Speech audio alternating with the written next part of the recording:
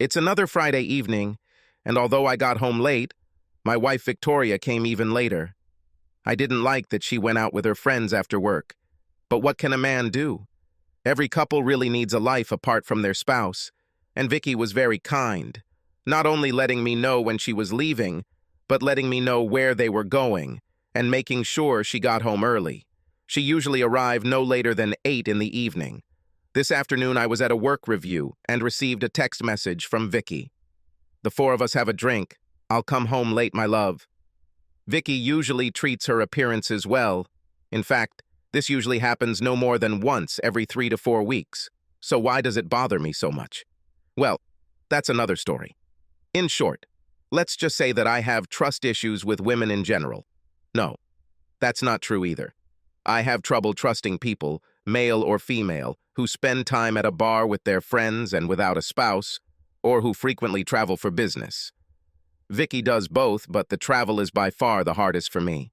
You may be asking why I have these problems and how they affect my perception of Vicky. I'll tell you a short, sad story so you can see for yourself. I grew up in a bar, literally. My parents owned and operated the most popular bar in our small town outside of St. Louis, Missouri. They also operated an upscale French restaurant in the other half of the bar building. People came from all over the area to eat, and then went next door to the bar and danced the night away.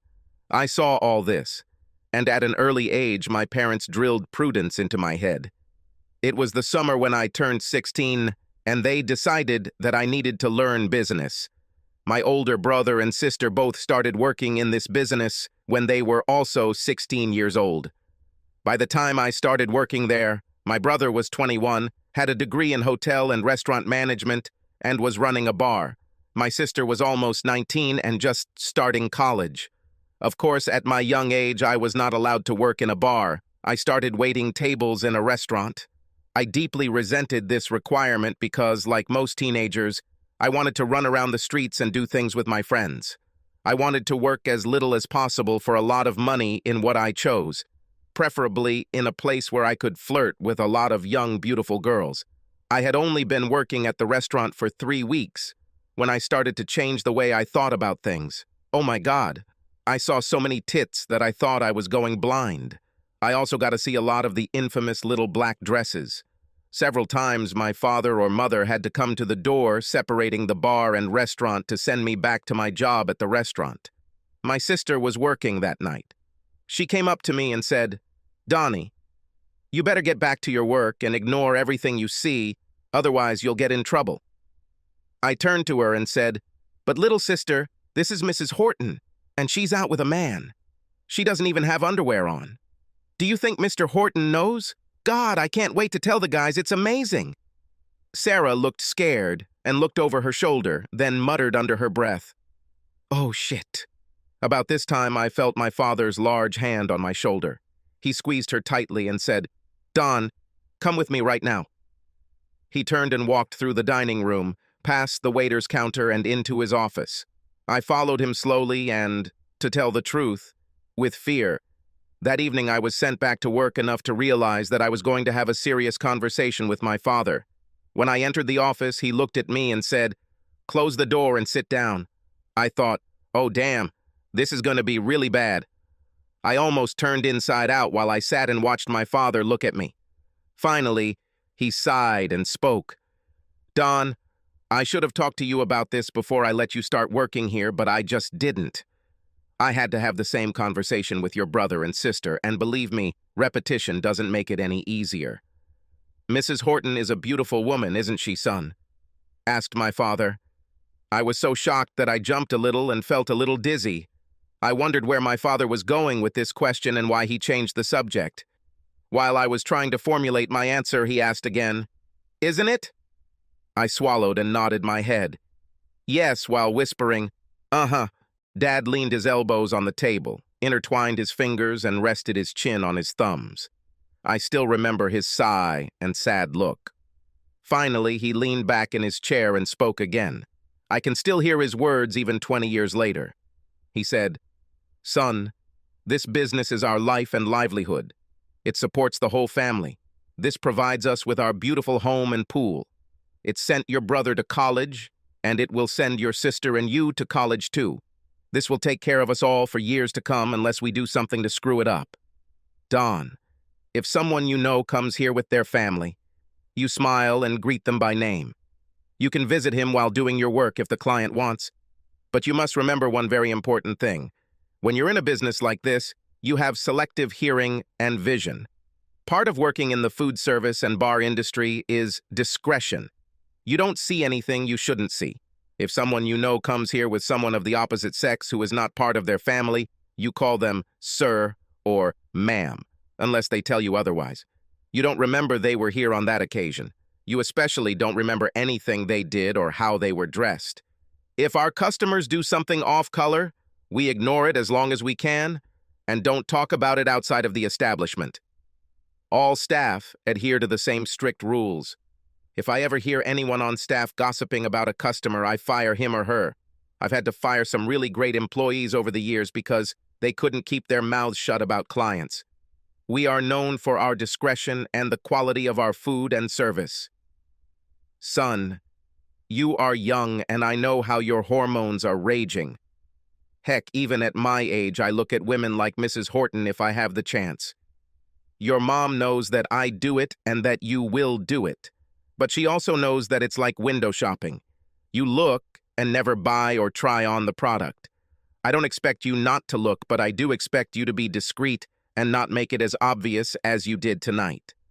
Something else you should know, son, is that people like Mrs. Horton always get exposed. The gossip will start somewhere else and eventually reach her husband. If he was like most men, it would end their marriage. People who cheat on their spouse always become careless, and eventually the spouse finds out about it. We don't want to be the start of something like this. Many of them have young children, and divorce hurts the children very much. Now get back to work and remember what I said. I went back to my job that day and worked in a restaurant off and on throughout high school and college. I never gossiped about clients, but I saw too much deception for a person my age. After I got older and started working in a bar, I would watch groups of men or women come to a boys' or girls' party. I watched as those I knew who were married did things that I knew would not pass the test of marital fidelity. I learned. Perhaps I learned too much because I also learned to be intolerant of people who went to a guys' or girls' party and stayed late. I learned that many people who were in the area on business were having fun and trying to pick up locals. Of course, it's fine if they are not married, but many of them were married, or at least wore rings indicating it. In many cases, they hooked up with one of our married clients. I learned to disrespect and disgust them, but treated them all with the same amount of politeness and discretion. At the end of the day, we really wanted to have a successful business. I noticed that those who came to parties and left early after a drink or two had good, stable marriages. Those who stayed late had difficult marriages and many got divorced. During my freshman year of college, my father hired a new waitress. When I first saw Victoria, I was filled with lust. Working together over the next 2 years, we fell in love. We met, got to know families and other relatives. We talked and discovered that we were kindred spirits. We watched all the traitors who came into the bar and laughed at their antics and stupidity. Finally, the Christmas before we were supposed to graduate from college, I asked Vicky to marry me. By then, we both knew that we had the same ideas about life and would be a couple for life. The only hiccup in our relationship was our parents' request for a prenuptial agreement. Vicky and I knew we were life partners and thought it was stupid. My parents had a business and, to my surprise, a large investment holding. They wanted it to be protected if I inherited it. To my surprise, I discovered that Vicky's parents wanted the same thing. They had a very large fortune and did not want Vicky's potential share to be shared with me if we divorced. The way the agreement was drafted solved these problems. We agreed that everything we owned before marriage or inherited from our maternal relatives would remain with us in the event of divorce. The agreement also covered pensions. Each of us will keep ours. The only thing we divided was the property acquired jointly after marriage. The agreement even covered childcare in the event we divorced with minor children. If one of us traveled more than the other, the children were to be placed in the custody of the parent who traveled less, unless this posed a danger to the children. The day of graduation finally arrived. Vicky earned her bachelor's degree in finance and landed a great job at a local headquartered brokerage firm.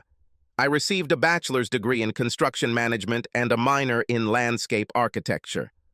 After college, I worked for a construction company for 2 years, learning the trade. Neither Vicky nor I were interested in a restaurant or bar. My parents turned it into a corporation, and we let my sister and brother run the business. Mom remained an accountant, and Dad was just Dad. He was the boss, even if it didn't show on paper. After 2 years of working for another company, I opened my own construction and landscaping business. Since Vicky and I could barely pay for our house and cars, my parents essentially provided the capital for the family corporation's business. I received a salary to manage it. It wasn't easy for us at first, but Vicky steadily moved up the ranks. Finally, one day, she returned home very happy. She was selected for a position in the brokerage company's compliance department. This is the division that ensures that satellite offices comply with all rules and regulations of the Securities and Exchange Commission. The only downside was that her new job required some travel.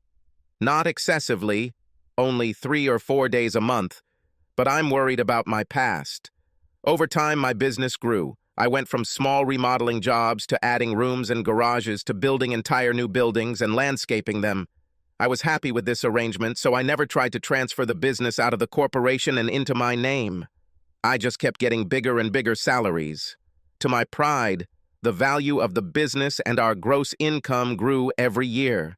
I gradually came to terms with Vicky's travels, but never felt completely comfortable with them, although I was not happy with her nightly walks with the girls. She went out sometimes, but not more than once a month, and was usually home by 8 p.m. Of course, I also had to travel from time to time, and I would sometimes go out for a beer after working with construction crews or office staff. It's just good management. However, I made sure to leave after a couple of beers. I usually returned home no more than an hour later than usual, even if I was meeting with my employees. Unless, of course, Vicky came with me. After we had been married for 3 years, Vicky and I decided to have children. Our first child was Patrick, and then 18 months later, my little Suzanne arrived. She was so tiny, and as she grew, she controlled me. By the time she was 4 years old, she looked exactly like her mother, a younger version. When she gets older, your heart will probably stop. As Vicky's experience in her work grew, she became known as the go-to person to handle difficult situations in offices. She found problems and knew how to help them fix them. If she met resistance, she was not afraid to expose the criminal. If it didn't work, she wouldn't be afraid to call headquarters and use more force. Many of them were office managers who crossed her path and went looking for new jobs. Because of this, Vicky began to travel more. Now she was absent sometimes for 2 weeks a month. I hated it, and so did she. We talked. She thought she was on track to take over the department in just under 2 years. Then she would no longer travel and would receive a very significant increase in salary. We agreed to continue in the same spirit, waiting for such an opportunity. Because of the economic slowdown, my small company had to start looking for jobs that we would have given up before the housing market and stock market crashed. We have already laid off about half of our employees. We weren't in financial trouble because we didn't have major loans or overhead, but we weren't as profitable as we used to be. One of the small jobs I went to apply for led my marriage down a path of destruction. Oh, how I wish I had never taken this job. Perhaps then I could remain happily married. Perhaps not. I walked into my office Thursday morning wondering why I even bothered to come in. The night before, I stayed late and finished all the papers that were on my desk. Vicky has been away all week for compliance testing. From talking to her, I realized that she wouldn't be home until late Friday evening, so I worked. This morning, I almost went straight to one of our 3 work sites to spend the day getting my hands dirty and inspecting the work. As many of you know, the best way to keep employees on their toes and ensure quality is for the boss to be on the job with them and able to do their best. I hadn't been at my desk long when my assistant called me. She said, "Don, we have a casual environment here. I try to treat my employees like family. Mrs. Sloan is here and wants to talk about building a deck and landscaping her backyard. Do you have time to visit her?" I remember thinking, nice little veranda and some bushes, but I decided to talk anyway. After all, a couple of days' work might be suitable and would help some men work to feed their families. When Mrs. Sloane walked into my office, I was shocked. I was almost speechless. She looked so much like Mrs. Horton, the first lady I was obsessed with, that I could barely speak. I finally pulled myself together and stood up to greet her. I smiled and said, "Mrs. Sloane, I'm glad to meet you." "I'm Don Patterson." Mrs. Simpson said, "You want to build a porch? This is right?" "Oh, excuse me," I said. "Please take a seat while we discuss your needs. I'm not usually like this, but you remind me so much of a lady I knew when I was younger. It was as if she had just walked into the room. Please forgive me." Mrs. Sloane laughed and then said, "Don, it's me, Jasmine." I guess she saw the uncertainty and confusion on my face because she continued, "You know, Jasmine Horton. Donita and Alfred Horton were my parents. We used to go to your family's restaurant all the time." "Oh my God," I said. "I'm sorry. You were much younger and have changed so much."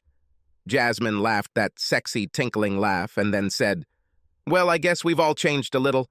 I was only 10 years old when Mom and Dad got divorced.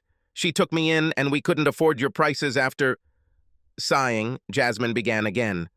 "Well, anyway, my husband and I bought a house not far from where we used to live, and he says we can build a porch and a house with a jacuzzi. I think we have something to do, too, if the prices are not too high. When I found out you had a construction business, I just had to see if you'd be interested in it before I contacted anyone else." We spent most of the morning talking about old times and what she and her husband, Stephen, had in mind. After we had a rough idea of what she wanted, I told her I would need to view the house and take measurements before I could make an offer. She said, "No problem, Don. We can go somewhere right now, or, I'm not working, so I don't mind if you want to do it any time." "I'll tell you what," I said. "Why don't I come by today around 1 o'clock in the afternoon? I need to check on my workers and get something to eat, and then I have all day to take measurements and make an estimate. Does it suit you?" Jasmine left the office and I followed her. I told Laura, my secretary, "I won't be here until the end of the day. I'm going to check out all the job sites, grab something to eat, and then go see Mrs. Sloane to evaluate her little job. Just close it when you go home. If you need me, call my cell phone." Everything was going well at work, but I stayed a little longer than I should have to visit one of the property owners. This made me late for lunch and got to Sloane's around 1:30. Jasmine met me at the door, and the first thing I did was apologize for being late. "Mrs. Sloane, sorry for being late. I contacted one of the property owners and waited for him. I tried to call you, but I only had an answering machine." Mrs. Sloane giggled and then said, "Dawn, I told you I'm Jasmine." "I'm sorry I didn't hear the call. When I returned home, I was cleaning the pool and forgot to take my radio telephone with me. There's nothing special about it. Now you are here. Do you want something to drink or want to explore the area?" "I'm fine, Jasmine. Let's just go out and look around your backyard." I took all the measurements and said, "Well, it's no problem to estimate everything that I usually use, but since you don't have a hot tub, you really need to buy one before I give you a price. I need to know her dimensions before I can order some of the materials we'll be using." "Oh," Jasmine said, "I thought you would furnish the bath too. I don't know much about them and, well, can't you just include that in the application too?" I laughed and said, "Yes, Jasmine. I think I can do that, but we don't sell them and I'll have to buy it somewhere else. To do this, I need to know what size you want. Will it be grounded or stand alone? Will it work on 210 or 110 volts? Jasmine looked so upset that it relieved my heart. I remembered when she was younger how she could get so upset over little things. Finally, I said, "Well, let's talk about it for a little while, and then maybe you could call your husband or talk to him about it tonight. I can just hold off on this until you decide what kind of bath you want." Now, Jasmine looked truly worried. She was almost shaking as she said, "Oh, no, I can't call him about this. He told me to deal with it, and I intend to do so. He's on a business trip in Denver, so I won't see him until this weekend. Maybe we can just sort this out?" I asked Jasmine more about how they would use the bathroom and learned that they rarely had guests, and in fact, she was the one who used the pool and backyard mostly. Sometimes 1 or 2 friends also came to see her. Finally, I had enough information. We went to my supplier and let her look at the tubs. Jasmine decided to buy a smaller bathtub for 5 people. I got the measurements, and we went back to her house. I asked if she had a place where I could connect to the internet to access my office. Some of the items I needed for budgeting changed on Thursdays, and I wanted to have an accurate price list before I started working. Jasmine smiled and said, "Of course, Don. Why don't you come into the office? Steve is a manufacturer representative for Savin Business Systems. He had a really nice office so he could work from home when he wasn't traveling. You can connect your laptop to our network portal or use our computer in any of these options." I walked into the office and stood in amazement. He set it up almost like a regular business office in an office building. His desk was to the left of the door leading into the room. The office windows overlooked the backyard. There were 2 beautiful leather chairs in front of the desk and a bookshelf opposite. I was impressed. Jasmine walked behind the desk and pulled out a chair. She smiled at me and said, "You can sit here while you work. If you need anything, just ask." "Thank you," I said, walking to the table. I put my laptop on the table and sat down. Jasmine handed me a DSL cable to connect to my computer. When I reached for it, I had to reach for the photograph. I looked at the photo and stopped. I pulled my hand back and stared at it, then reached out and picked it up. Jasmine looked at me in confusion as she held out the cord in my direction. She saw my face and the way I was clutching the photograph and asked, "Don, is something wrong? This is my husband, my pride and joy. I keep trying to get him to throw away this photo and get another one from his Chevelle, but he won't. I'm really tired of looking at his ex-girlfriend when I use the desk." "Don, do not look at me so. What's the matter?" Jasmine asked again. I carefully replaced the photograph and moved away from the table. I looked at Jasmine and asked, "Did you tell me your husband was in Denver?" She looked surprised and then said, "Yes, I said that." "Why did you ask?" "My wife is in Denver and stayed there all week." "Jasmine, did you ask Steven where to go for an assessment, or did you tell him you were going to talk to me?" "No." "Don, what difference does it make anyway? He simply told me if I needed a deck and a hot tub and to get an estimate. He said if it didn't cost more than $20,000, I could do it. So why are you asking these questions?" "Jasmine, the woman Steve is with in this photo is my wife." Jasmine smiled and said, "Oh, it's so strange that you married Steve's ex-girlfriend. We've only been married 18 months. When did you get married?" I felt my stomach churn and looked back at Jasmine. "Vicky and I have been married for 9 years. This photo was taken no more than 2 years ago because it is of a necklace I bought for Christmas a little over 2 years ago.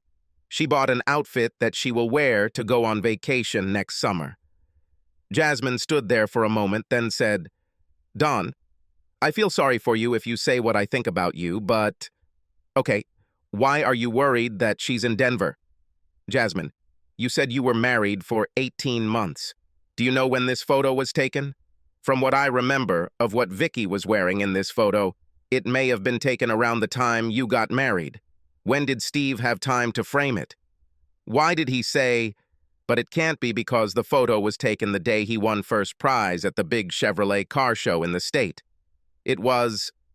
Jasmine began to cry and fell into one of the comfortable chairs in front of the desk. She continued quietly, "It was 3 weeks before we got married. I just never thought. I mean, he said it was an old photo, but he was holding the first place trophy. Damn him." "Jasmine, wait," Don said. "Let's think about everything carefully. I saw all this while working in a restaurant. I learned to ignore other people's affairs and not talk about them, because traitors are always caught in the end. I admit it looks bad, but all we know right now is that Steve and Vicky are standing in front of his car, hugging each other. We also know that the photo was taken approximately 18 months to 2 years ago. You are quite younger than us. I don't think Steve could be Vicky's old boyfriend because we started dating when we were 18, and both worked at my dad's restaurant. Although he might be. I know the names of everyone she had a crush on when she was younger. No more than you probably know Steve. By the way, how old is he? He, he's 29, and I'm 27. Ha. Well, this is possible because Vicky is not yet 31 years old. I just do not know. Crap. What should we do now? If we ask them about it, all they will do is deny it, regardless of whether they had an affair in the past or not. If they are having an affair and we ask, they may run away or simply become more secretive. I feel like I need to ask, and yet, until today, I would say that I trusted Vicky implicitly. Crap. I just do not know. We talked some more and came up with what we thought was an acceptable plan. We would say nothing about what we thought we discovered that day. Jasmine wouldn't tell Steve about the conversation with me, and we would hire a private investigator to check on Vicky and Steve. The next day, Jasmine and I spoke to the security company we use for our construction sites, and they referred us to the investigative company they use. We spoke with their staff and signed a contract for their services. We each gave them a check for our share of the advance, and went home. Jasmine shortened the name on the check so that if Steve asked, she could say it was a deposit for the job we were talking about, and I was using a business account. Vicky never saw any checkbooks or receipts, so I was safe. I would just have to pay damages to the business. 3 weeks later, Jasmine and I met with the investigator. He said, "Don, Jasmine, I'm sorry. No, this is wrong. I'm happy to report that we can't find anything to indicate that your spouses are dating or even know each other. We watch them every afternoon and after work, and they didn't do anything they weren't supposed to do. The only unusual event was last Friday, when Mrs. Patterson and several of the women she works with went out after work. They went to several bars in St. Louis and danced with several men each. Vicky danced with Steve once, but it was decent. There was space between them, and neither of them allowed their hands to wander. There was no kissing or anything untoward. No one else saw them talking to each other after the dance. I hid and leaned back in my chair. I looked at the investigator, then at Jasmine. I was beginning to believe that this whole mess was the result of my ingrained mistrust acquired while working in the family business. I checked all the phone records. We even installed cameras and voice recorders in the house, as well as voice recorders in Vicky's car and purse. They were also spotlessly clean. Finally, I sighed and said, "Well, I guess we can just chalk it up to paranoia then. You have no idea how happy I am to know this, but I'm so ashamed that I even thought that Vicky and Steve would do something like that. We can just stop this." Wait a minute. Jasmine, didn't you tell me Steve was going to San Antonio next week? Jasmine looked puzzled, then said, "Yes." What does this have to do with... Oh, we won't have to keep an eye on anyone next week, will we? I think this is exactly the moment when we need them to be monitored. Vicky told me 2 weeks ago that she had a compliance check scheduled for next week. I don't remember exactly where she said she was going, but I think it was Austin, Texas. Depending on where in these cities they stop, the distance between them may only be about an hour or maybe less. We've pretty much established that they don't occur here in this area. I think we need to at least check this next trip. If they come out clean after this, I'm willing to admit that I acted like a paranoid fool despite what we saw in this photo. It's reasonable to assume that if they were old friends, Vicky would have allowed him to take a photo of her with him and his trophy. Throughout all the uncertainty and investigation, Jasmine and I could see no signs that Vicky or Steve were treating us any differently. They were exactly the same as they had always been. I thought and thought, but I couldn't figure out how Vicky was different from when we were dating or right after we got married. She treated me as if I was the only man in the world. She came to me for sex and had sex with me when I asked, just like she always did. She was as loving and attentive as at any other time in our lives. The Friday night before Vicky's next trip, we went out for dinner on a date. Later that night, when we were snuggled in bed, I asked, "Vicky, do you remember how we worked at Dad's restaurant and laughed at all the cheaters and people who did inappropriate things?" I thought I felt a slight tension in Vicky's muscles, but I couldn't be sure. She smiled and turned her face to me, then said, "Yes." Some of these people were definitely dumb. Every now and then, when a man or woman at work does something like this, I think back to those days and think how stupid they were. Why did you ask? Oh, one of the men at work thinks his wife is cheating on him, but he hasn't found anything to prove it. When he told me about his fears, I remembered those days and told him to just relax. I told him if she cheats to keep his eyes and ears open, that eventually the cheater will always be found out. I told him that the more time he takes to sort things out, the better it will be for his children, because divorce always hurts children. Vicky looked a little sad as she said, "Why do you assume that a marriage will automatically end in divorce? Maybe the wife really loves her husband and maybe the affair doesn't mean anything to her and she doesn't want a divorce." "Oh no, Vicky. He's just like me. He's used to seeing people in bars and has the same low tolerance for cheating as we do. I can't imagine him just agreeing to a long-term fling like you or I would. I think he might agree to a one-night stand, but as far as a fling goes, no way." Vicky tensed again when I said I wouldn't agree to a long-term relationship, but then she smiled and turned to me. She kissed me tenderly and said, "Well, I'm glad you're still the man I married." We both know about outright affairs and the heartache they can bring. If he really has problems, bring him to his senses, and perhaps you and I can help him recover.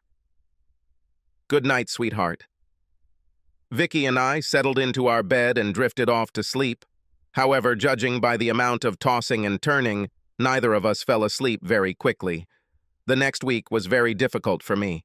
I called investigators twice to see if they had found anything, but all they told me was, "Our detectives are keeping an eye on them both, and we'll have a report for you next Monday." Monday finally arrived, and Jasmine and I met in the investigator's office. When we sat down, we almost felt like he had bad news. The investigator leaned back in his chair and said, "You know, when you wanted us to follow your spouses last week, I almost told you it would be a waste of money. This was one of the most difficult cheating spouse cases we have ever encountered. You were right, though. Steve and Vicky are having an affair. We have photographs and taped conversations to prove it. I must say I'm very surprised. If only we had stopped after following them here to St. Louis. We would never have found this in the Louis area." From the conversations we recorded, they only get together 3 or 4 times a year in cities far away from here. Even there, they pretend that they met by chance if they happen to be in town, and try very hard to maintain the appearance that they are just old acquaintances. However, what we found was a pair of very smart traitors. They went to 2 different cities and stayed in 2 different hotels.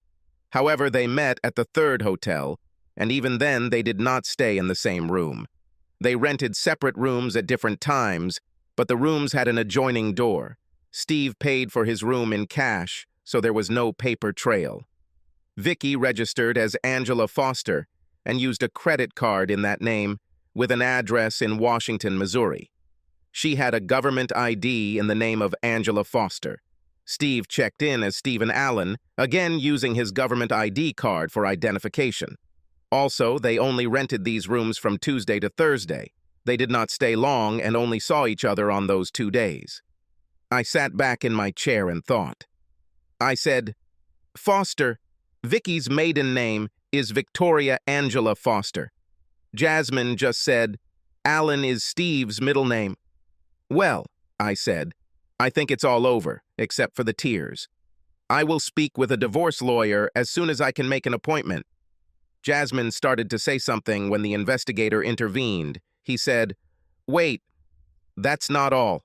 Usually I don't even mention it, but in this case, I just can't convince myself that this is what it looks like. I know they had sex, but damn, it doesn't feel like a fling. It's more like they were playing some kind of game. We have hours of taped conversations, and most of them are very harmless. There were only 2 sexual intercourses the whole week, and the conversation in bed was so strange. Here, let me put in a tape and show you what I mean." When the investigator played the tape to the point he wanted us to hear, we heard Vicky speak. She said, "You know, Steve, I'm starting to think we need to end this. We've been doing this for 6 years now and we've had fun. We have proven that we are the exception to the rule and smart traders.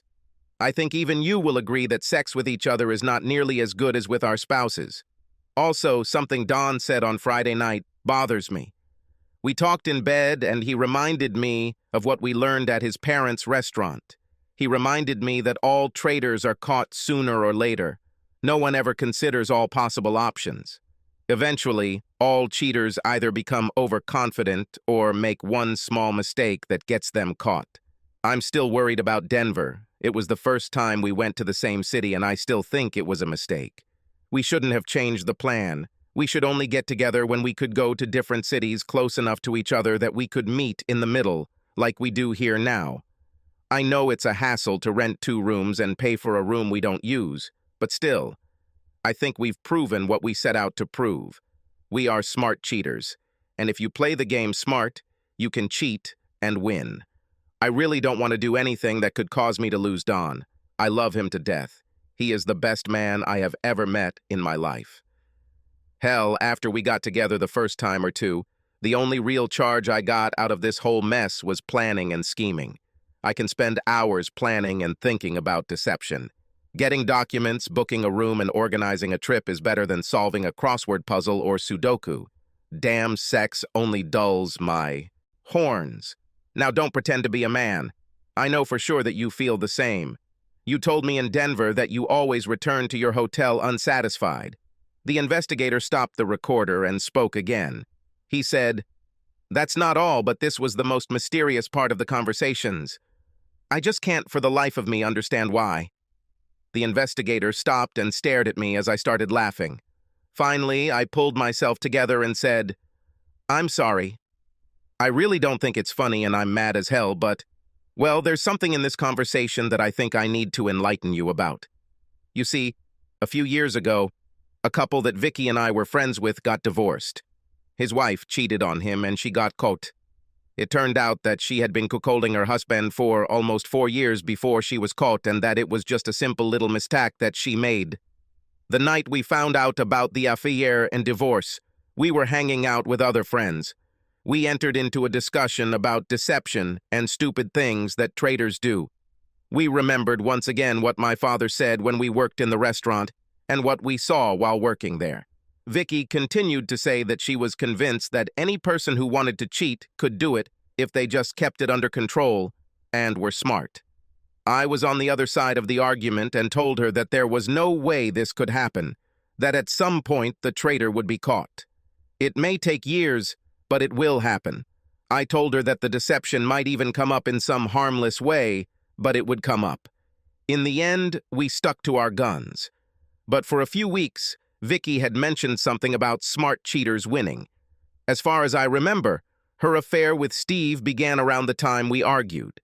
Vicky has always prided herself on her intelligence, and now I think I pressed the wrong button when we talked about this novel. I think she was trying to prove that she could do it and get away with it. I think she could have done it if she had stopped earlier. Now, no, she won't get away with it. Me and Jasmine were back together. This time we were waiting to meet with a divorce lawyer. Since sharing the costs of the investigator went so well, we decided to also hire a divorce attorney. When I was called into the office, the lawyer looked surprised. He said, "Mr. Patterson," and this, Mrs. Patterson. I grinned and said, "No, sir. I'm afraid not. I'm Don Patterson and this is Jasmine Sloan. We discovered that her husband and my wife were cheating on us and split the investigator's bill to get dirt on them. Now we thought we might as well split your fee." Lawyer George Spaulding smiled and gestured toward the chairs, saying, "Oh, of course. Maybe we can work something out. Could you please sit down while we discuss this?" I sat down and handed the lawyer a copy of the investigator's report and photographs. Before the lawyer could look at them, I said, "I don't think my case will be too difficult. I also brought a list of everything Vicky and I own and when and how we acquired those items. I also have a copy of our prenuptial agreement, which states not only how we will divide property, but also who has custody of the children. All I want is a divorce due to adultery and a settlement according to the prenuptial agreement. I'm afraid Jasmine's case will be a little more complicated." I handed my lawyer the documents I had brought to confirm my divorce. I sat back in my chair and waited for him to look through the forms. After the lawyer completed the paperwork for me, Jasmine gave him almost the same thing for herself. The only difference was that she didn't have a prenuptial agreement. The lawyer explained to us the essence of the divorce process, the time frame, and the schedule of his fees. He then discussed what Jasmine would want from her divorce if she could get one. Finally, he said, "I think I've had enough for now. I need to review all the documentation and the investigator's report. If I have any questions, I will of course call. Otherwise, I will prepare the documents and move on. Do you want me to just hand out the papers or call you first?" Jasmine and I wanted a call when the documents were ready to be served. We left the office and returned to our business, agreeing to keep in touch. 2 days later, George Spaulding called me. After the pleasantries were over, George said, "Don, I looked at everything you gave me, and I have to say that this is the strangest case I have ever seen. I even asked 2 of my partners to review it, and they agreed. Sure, there was cheating, but damn, man. I think it's pretty obvious that the woman loves you and, well, damn, it doesn't even look like an affair. It's almost as if it was a game and they had to have sex to play. Don, are you sure you want to continue with this scam? I mean, damn, from everything you said, you had an almost perfect marriage. You didn't fight, your sex life was above par, you seemed to love and respect each other. Don, if you don't mind me saying so, it's almost as if you were playing the game too. Now it's your turn, and the only choice you have is divorce. Can't you talk to Vicky and forget about it? I know you listened to the tapes, and she told Steve that they needed to break up, and that it was basically just a game for her." I sat down and thought again. Finally, I said to George, "No, George." I asked myself the same question, and one day I thought I could do just that. I think if it was just a game and they weren't having sex, if they were only together in an emotional or, better yet, pretend romance, I might be able to ignore it. I think at first maybe Vicky was just upset that I made fun of her belief that she could be a smart cheater. She simply could not accept my statement that there were no smart traitors and that it was a foregone conclusion that traitors would eventually be caught. If she hadn't taken the final step and let Steve make love to her, I might have forgotten about her cheating. It just went on for too long. I mean, fucking 6 years. Even if the sex was lousy and they didn't get as much pleasure from each other as they did from Jasmine and me, it was still adultery, and she had to pay the price for it. George sighed and said, "Well, it's your life. I just hate doing this to you. I have documents ready to submit. When do you want her to be notified?" I smiled and said, "Well, George, he and Steve are on the East Coast this week. She should be back late Friday afternoon. Can we notify her on Friday at work? I'm guessing her plane lands at noon, so she should be in her office at, say, 3:30 or 4. I'd like her to be notified and given the tape I have for her. This is a fragment of her conversation in which she and Steve talk about the breakup. You can listen to it, of course. But at the end, I say, they lost. Like I said, cheaters will always screw up and get caught." On Friday morning, I gathered all my crew in my office before they headed to their work sites. I explained that Vicky and I were getting a divorce and why. I told them that they should not take orders from her and not tell her anything more about the business or my personal life. When they left, Laura, my secretary, said, "Oh, Don, I'm so sorry. I just can't believe Vicky would do something like that. I still remember how she hates traitors." Laura laughed and continued, "I mean, some of the comments she used to make when we saw someone we knew doing something like that." At 4:10 the same day, my lawyer called me and said that the documents had been served. Around 4:30 that same day, I received the phone call I had been dreading. Using the caller ID, I realized it was Vicky. I picked up the phone and said, "Hello, Vicky." I heard sobs, then a quiet, weakly trembling voice said, "Don, please, can't we end this? You know that I love you with all my heart. I know I was so stupid now, but you pissed me off the hell that night when you lectured me in your arrogant way for saying something a smart cheater could get away with.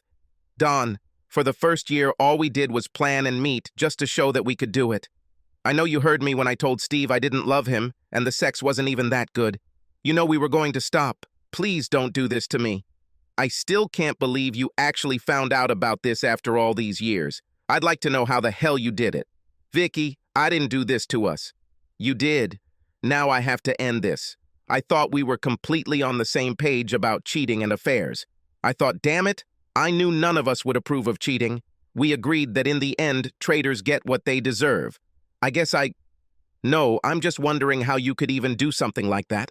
How could you even justify this feeling that we both experience? I decided to take pity on Vicky in a sense.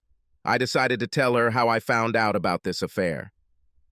Vicky, I never intended to tell you how I caught you, but now I think I will. You were partly right when you said you shouldn't have gone to Denver together. That Thursday, before you came home, I was in the office and Jasmine Sloan walked in. She wanted us to then build a deck and landscape her backyard. She let me use Steve's office, and I saw a picture of you with him and the trophy his car won at the State Classic Chevrolet. She told me that you were one of his old girlfriends. I almost bought it until I realized that in the photo, you look old enough that it happened recently. In addition, you were wearing jewelry and clothes that I knew were only about 2 years old.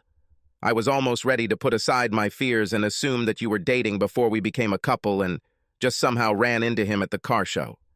I changed my mind when Jasmine and I talked a little more, and I learned that you were both in Denver that week.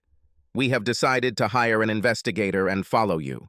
We kept tabs on you both for the next month, and with the exception of one dance at your friend's party, you two had no contact. We were going to stop investigating and write it off as a coincidence that you just happened to see Steve and posed for a photo with him. By that time, Jasmine and I were exchanging all kinds of information about you two, and I remembered that she told me that Steve was going to be in San Antonio, and you told me that you were going to be in Austin. We decided to follow you during this week. If we didn't find anything, we were going to throw it away. But we found something, didn't we? I heard sniffling in the background. Then Vicky said, Don? Don, I love you very much. I do not want to lose you. Can't you just please forgive me? Just this once? I sighed and answered, No, honey, I just can't. At least I can't right now. I think I could if you hadn't cheated on me, but I just can't get over the fact that you had sex with him and how long you had an affair. But, honey, don't you see? It wasn't really a novel. Well, it was more like a game. I just had to prove that it was possible. Sex? Well, sex was because we were away from home and we were horny as hell. You know, it was almost as if we were using each other to masturbate. We didn't make love, and, as far as I remember, we never told each other that we loved each other. It was always about playing the game and then, for the last 4 years, just getting some sexual relief. Vicky, it doesn't matter. All that matters is that you did it. You planned to make me a cuckold, and you succeeded. You were supposed to meet Steve somewhere and planned to meet him. I wouldn't be the least bit surprised if this happened at one of your friend's parties. Isn't it? Vicky sighed and said, Yes, Don. That's how it was. At that time, we were just talking. He came up to the table and invited me to dance. The girls and I were talking about a couple we saw at the bar and worked with. They attacked each other, and I made the remark we always made about smart traitors, and how there are no such things. As we danced, I told Steve about our conversation and what we believed in. Before leading me back to the table, he said, You know, I bet we could beat that pattern. I travel a lot, and if I could find someone who did the same, I bet we could meet in another city far from home, and could cheat without anyone ever catching us. We danced a few more times that evening, and decided to try it. I learned that he was traveling as a manufacturer's representative, and he learned that I was conducting a compliance review. We compared notes and found out that in about 3 weeks we would be in the same area, so we agreed to meet. At that meeting, we began to plan our, at that time, ideal, non-sexual romance. We agreed never to call each other either at home or on our mobile phones. We mostly used burner cell phones and called from work or during lunch, but only to arrange our next meetings. We received fake IDs. I got a new credit card and sent the bill to the mailbox near my parents' house. You know how often I go to them to check the flag regularly. We've covered everything except the photography. I just had no idea that he still had it. Vicky smiled sadly and continued. I think, as we always said, Just one little mistake and the traitor will be caught. I'm so sorry, honey. I guess I was just so carried away by the intrigue. I love you. I heard a click when Vicky hung up. I was surprised to feel tears running down my cheeks. I sat back in my chair and thought, I never knew when Laura said goodnight to me. My next memory was how I shuddered because it was dark outside. Before the final decision on divorce and at different times, both sets of parents tried to dissuade me from divorcing Vicky. Perhaps the most sincere request came from her parents. One Saturday, they called me and asked if they could come to my house and visit the children. Naturally, I agreed. After they had some time with the kids, all three of us adults sat in the lounge chairs by the pool in the shade, watching the kids in the pool. Vicky's mother turned to me and said, Don, we all know that my daughter has made a complete ass of herself. When she came to our house that first night, she was devastated. We had a hard time getting out of her what was wrong. She was hysterical and said she had ruined everything. We finally calmed her down enough to get the whole story out of her. She showed us all the evidence you had on her. Dawn, I have to say that if I had caught her father doing what she did, I would have left him too. But can't you do what I say instead of what I would do? I know she loves you very much. I see it every time she looks at you, every time she talks about you, every time she sees your photo. Her problem is her damn intellectual superiority. She was so used to being the smartest woman around that she had to prove that she could handle something like this. Don, did you ever think that maybe you kind of pushed her into this? She told me about your argument over friends just before she decided to prove that she could have an affair without getting caught. I looked at my mother-in-law and said, Yes, Mona, I thought I might have contributed to her affair. I think because I said that if she had just met him and they didn't have sex, I could have gotten over it, but she didn't.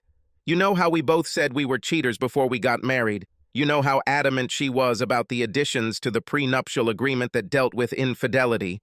Then she did something like this. No, I just can't leave it like this. I'm breaking my heart over this, but I just can't.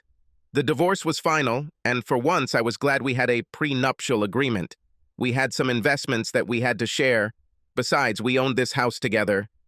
Since my business was registered in the family's name, and the only shares I had were considered gifts to me, Vicky did not receive any share in it. I allowed Vicky to withdraw the value of her share of the house from the investment account, so I owned it outright. I was always nice to Vicky when I saw her and never gave her any trouble about visiting the children.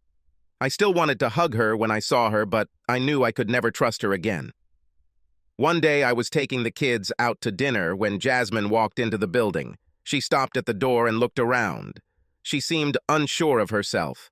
The hostess approached her and asked about the number of guests. Jasmine raised one finger. I saw this and jumped out of my chair. I intercepted the hostess and Jasmine before they reached her table. Jasmine, good to see you, I said. I saw you tell Patty that you were alone. If you want, just my children are with me. We could sit at the same table? Jasmine looked at me for a moment, then smiled. I felt my heart lighten, and the whole room seemed brighter.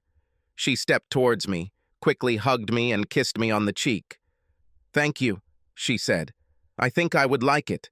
I've been so lonely since... After Jasmine was seated, I introduced her to my children. Even before she opened the menu, my father was next to the table and said, Don, are you hiding something from me? Who is this beautiful lady? I laughed and Jasmine smiled. I turned to my father and said, Dad, this is Jasmine Sloan. It was her husband. Her mother was Donita Horton. They came here often when I was a child. Mr. Patterson smiled and said, Oh, yes. Now I remember you. You look so much like your mother that I can't believe I didn't recognize you. How are your parents? I haven't seen them for many years.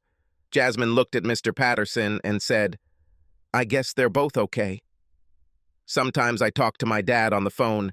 After the divorce, he moved and is now in Kansas City. I see my mother a couple of times a month. She lives north of the city. Well, I hope you have a good time tonight. I hope that now that you remember where we are, you will come back here more often. After Jasmine placed her order, I asked, "How are you doing?" I wish I had called more, but summer is my busiest time of the year. Although I probably use that as an excuse, I could find the time. I'm really sorry. Oh, don't be stupid, Jasmine said. I know that you are busy and I didn't call you either.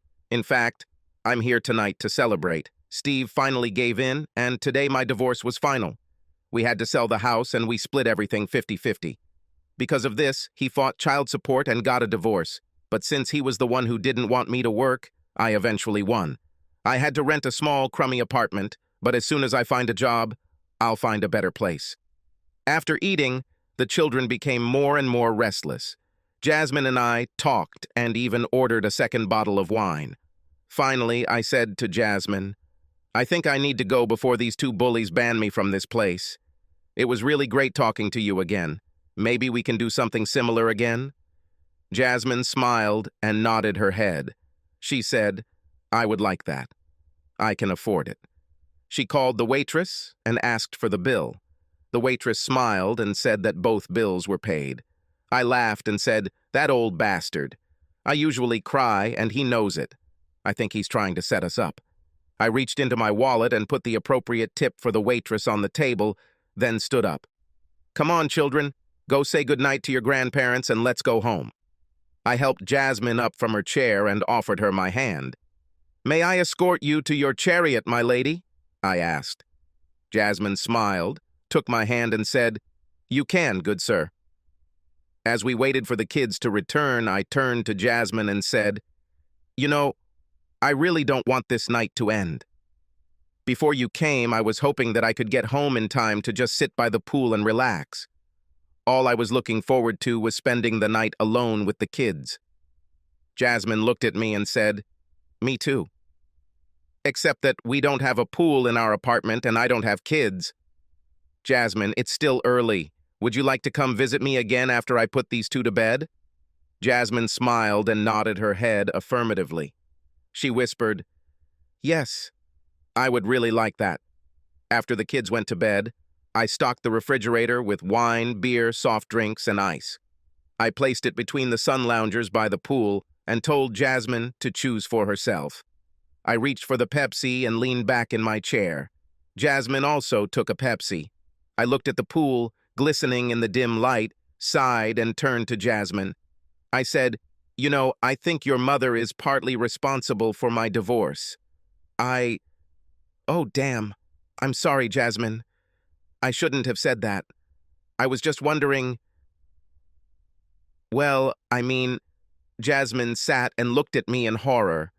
I thought I saw a small tear in her eye. I rose from my chair with difficulty and sat down on the edge of Jasmine's chair. I wiped a tear from the corner of her eye and said, "Let me now explain that I made a complete ass of myself. When I was 16, I had only been working at the restaurant for about 3 weeks when your mother walked in with a strange man. They had dinner and then went to a bar to drink and dance. I always thought your mother was the most beautiful woman in the world until I met you.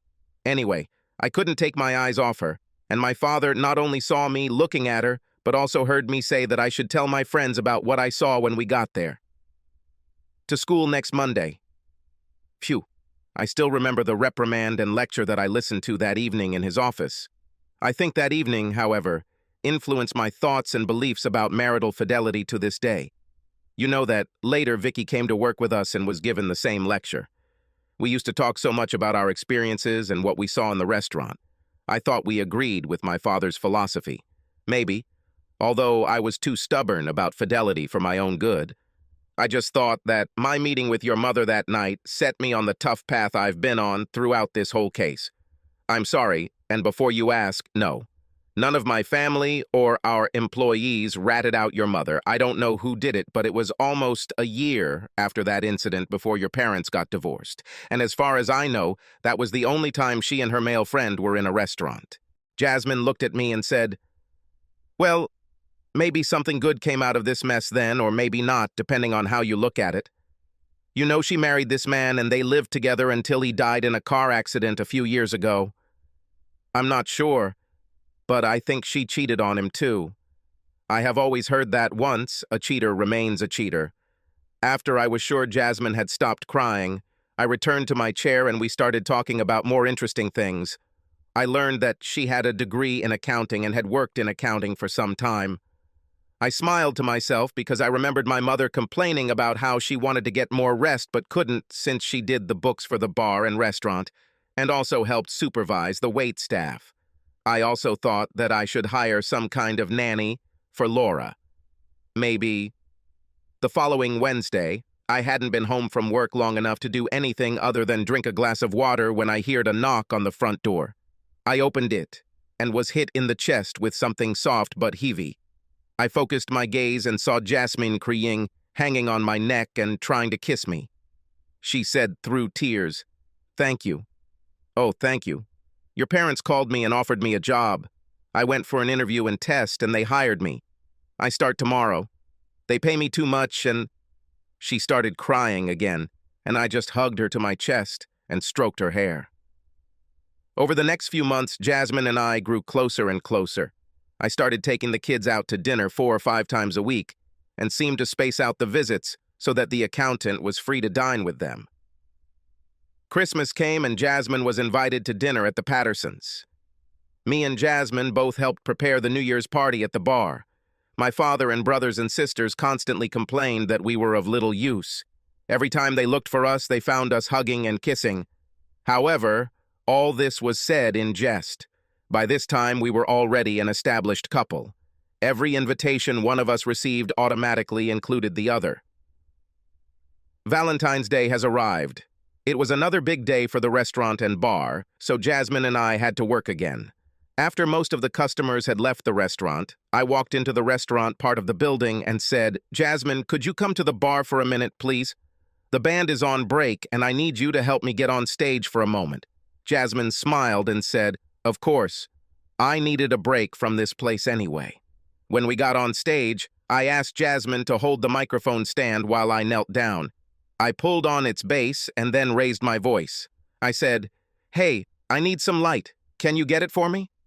Jasmine was looking around for a light source when one of the spots illuminated both of us. I said, "Jasmine."